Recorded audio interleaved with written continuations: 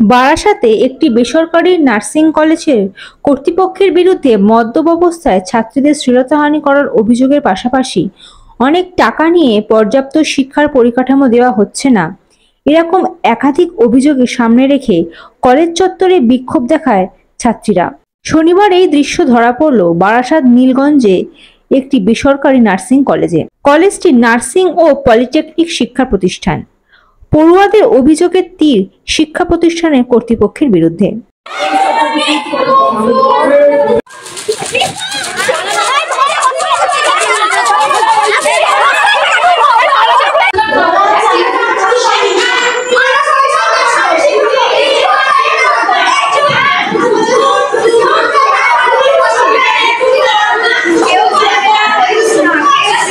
Student বলছি GNM থেকে।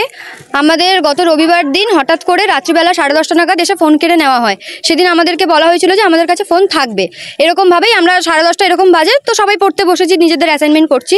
হঠাৎ করে আমাদের কলেজ ক্যাপ্টেন এসে ফোন নিয়ে নেয়। আমরা ভাবলাম হয়তো কিছু সমস্যা হয়েছে তাই জন্য ফোন নিয়েছে, ঠিক আছে। সাথে সাথে শুনছি কি আমাদের যে ডিরেক্টর ম্যানেজার আছে সিদ্ধার্থ স্যার, উনি আসেন। এসে খুব একদম ড্রাঙ্ক অবস্থায়, নিজের পায়ে তো দাঁড়াতেই পারছেন না, সেইভাবে এসে এখানে ঝামেলা করেন। কেমন ঝামেলা না, আমাদের কিছুক্ষণ ধরে আমাদের রুমে 10-15 মিনিট দাঁড়িয়ে কথা বললো, বলে আমাদেরই ইয়ারের আরেকটা রুমে গিয়ে ওনার নিজের দিদিকে রুম থেকে এরকম হাত ধরে বার করে দিয়ে দরজা লক করে বাজে ভাষা কথা বলেছে। কথাগুলো এরকমই, তোদেরকে আমরা কিভাবে লাইন মারবো, তোরা তো আমার লেভেলে পড়িস না, আমার লেভেলে যেখানে পড়ে আমি সেখানে লাইন মারি। একটা দিদিকে এরকম চড় মেরে কথা বলেছে, একটা ওই দিদির হাত ধরে নিজের গালে নিজে চড় মেরেছে। এইরকম বিহেভিয়ার উনি করেছে পুরোপুরি মদ খেয়ে। আপনার নাম, ডিরেক্টরের নামটা একটু বলুন। সিদ্ধার্থ ঘোষ। সবকিছু হওয়ার পর উনি আবার আমাদের রুমে এসে এবার আমরা তো ততক্ষণে বুঝে গেছি যে উনি টোটালি ড্রাঙ্ক হয়ে রয়েছে, আমাদের সাথে মিসবিহেভ করছে। এবার ওর চেস্টের কাছে মুখ নিয়ে এসে এইভাবে দাঁড়িয়ে বলছে, না আমি তোর এই জায়গায় আছি, এবার তুই কি বলবি বল, তোর আমি এইখানে দাঁড়িয়ে কথা বলছি, তুই কি বলবি বল। জাস্ট চেস্ট লেভেলে দাঁড়িয়ে আমি মানছি ওনার খারাপ মতলব নেই, উনি আসবেনটা কেন অত রাত্রেবেলা বিনা ইনফরমেশনে, ওরকম বিহেভিয়ার করবে কেন? 10:45 থেকে আমাদের রুমে 2টো অবধি ছিল উনি। আমরা তাও যখন অ্যাপ্লিকেশন দিয়েছি অনেকটা টাইম কমিয়ে দিয়েছি ইচ্ছা করে, কিন্তু উনি পুরো 2টো অবধি ওখানে। যখন ওনার দিদি উনি বেরিয়ে গেছে, আমরা ওনার দিদিকে কন্টিনিউয়াসলি ডাকছি, অর্পিতা মিত্রাকে, যে ম্যাম আপনি আসুন, আপনাদের সাথে কথা আছে কিছু। উনি আসবেন না, কালকে কথা হবে। তাও কিছুক্ষণ পরে, অনেকক্ষণ ধরে বলার পর আমরা কি বলছি না বলছি, এখানকার যে ওয়ার্ডেন আছে সোমা দে, সে সমানে ওনাকে হেডফোনের মধ্যে বলে যাচ্ছে যে ওরা এই করছে, ওরা সেই করছে, এগুলো ইনফরমেশন দিয়ে যাচ্ছে। যাও হ্যাঁ, এবার আমাদের বকা দিচ্ছে, যাই করছে দরজা লাগিয়ে। অর্পিতা মিত্র এতটাই নিজের ভাইকে ভয় পায় যে ড্রাঙ্ক হয়ে আছে বলে সে দরজার বাইরে পায়চারি করছে, কিন্তু দরজা খুলে তাকে বলতে পারছে না যে ভাই তুই বেরিয়ে আয় বা কিছু। অনেকটা টাইম হয়েছে, তার এইটুকুনি বলার। তিনিও ডিরেক্টর, আমাদের হোস্টেলের ইনচার্জ, তিনি ওনার সন্তান তুললো। আমাদের গার্জেনকে ভুল ভাল মিথ্যে কথা বলেছে, আমার কাছে রেকর্ডিংও রয়েছে এইগুলোর।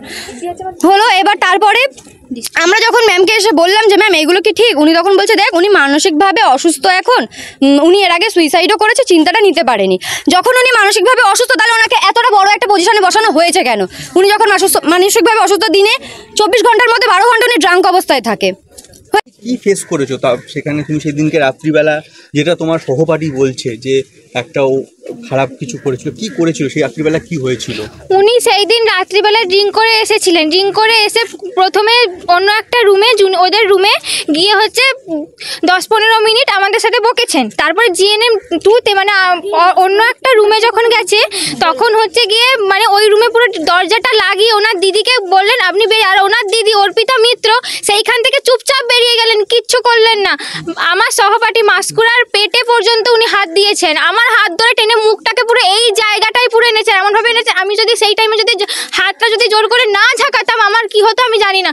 আর কন্টিনিউয়াসলি আমরা যত পিছোচ্ছি উনি আমাদের দিকে এগিয়ে আসছেন, এইভাবে উনি বুকের কাছে বুক এনে, এমনকি মুখ নিচু করে থাকলে পুরো এইভাবে পুরো দেখে আমাদের সাথে কথা বলছিল। আপনি কতদিন ধরে এখানে পড়ছেন?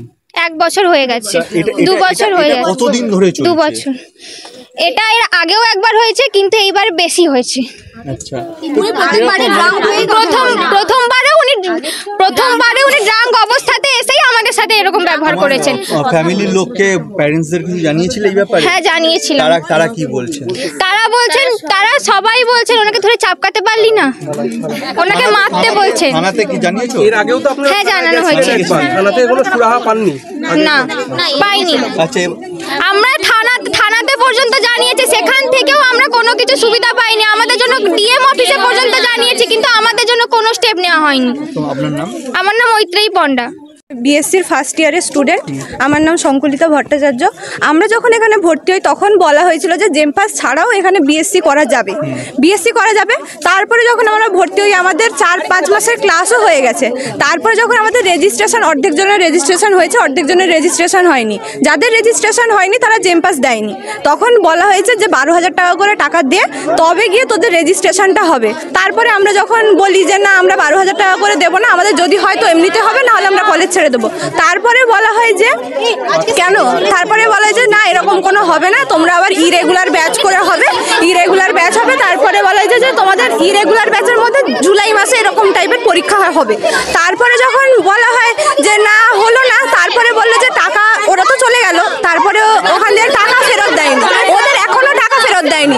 কেন দেওয়া হবে না? তারপরে আমাদের বাথরুমের সামনে সিসিটিভি ক্যামেরা, আমরা ছোট দেশ, আমাদের গার্লস হোস্টেলে কেন সিসিটিভি ক্যামেরা থাকবে? কেন থাকবে? আরো একটা কথা আমার বলার আছে, যেটা হচ্ছে আমি সমস্ত ঘটনার পর আমাদের ওয়ার্ডেন ম্যামকে কল করেছিলাম। এবার উনি ওই রুমটায় বসে আছেন, অথচ উনি বলছেন আমি একটা কাজে আটকে গেছি, 8 ঘন্টার মধ্যে বেরিয়ে আসবো। উনি 8 ঘন্টা পেরিয়ে গেছেন, এখনো বেরিয়ে আসেননি, অথচ এই রুমে বসে আছেন। আমার নাম সুস্মিতা পণ্ডা। আমরা যখন এখানে ভর্তি হই আমাদের বলেছিল WBNC INC দুটোই আছে, আমাদের দুটো দরকার। কিন্তু তারপরে আমরা যখন এখানে এসে দেখি, সার্চ করে দেখি শুধু GNMদের আছে, আমাদের নেই।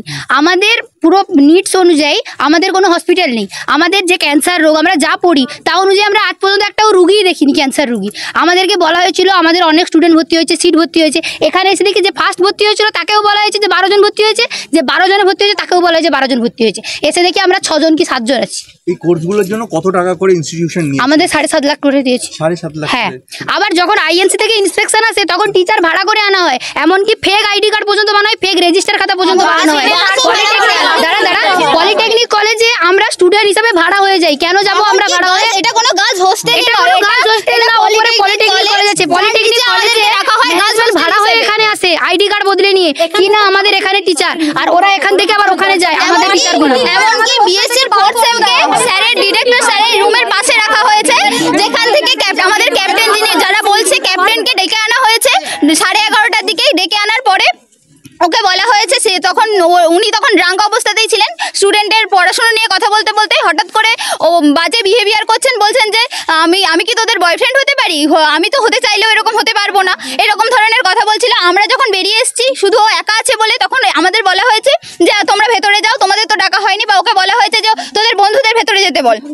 তারপরে যখন এই হোস্টেলে আনা হয় তখন ওখান থেকে এইভাবে কোমরে হাত দিয়ে, বুকের কাছে হাত দিয়ে বলেছে যে চল আমার সাথে চল বলে আনার পরে এই যে বোনগুলো ঘটনাটা বললো, তারপরে এই সব ঘটনা ঘটেছে। এমনকি আমি আর ও যখন এসেছিলাম এখানে ওয়ার্ডেন তানিয়া ম্যাম, মানে সিদ্ধার্থ স্যারের ওয়াইফ আর ওয়ার্ডেন ছিলেন, আমাদের ভেতরে ঢুকতে দেওয়া হয়নি। আমরা বলেছি আমাদের বন্ধুদের কি হচ্ছে আমি দেখতে চাই, আমাদের ঢুকতে দেওয়া হয়নি, বলা হয়েছে যে বেরিয়ে যাও এখান থেকে। তো যখন সিদ্ধার্থ স্যারের সাথেই এসেছে তাহলে সিদ্ধার্থ স্যার বুঝে নেবে এর মধ্যে তোমরা থাকবে না বলে আমাদের ভেতরে ঢোকানো হয়। Bureau report ND Bangla news. সবার আগে সব খবর, সঠিক খবর পেতে ফেসবুক পেজটি ফলো করে এবং ইউটিউব চ্যানেলটি সাবস্ক্রাইব করে রাখুন আর শেয়ার করতে ভুলবেন না।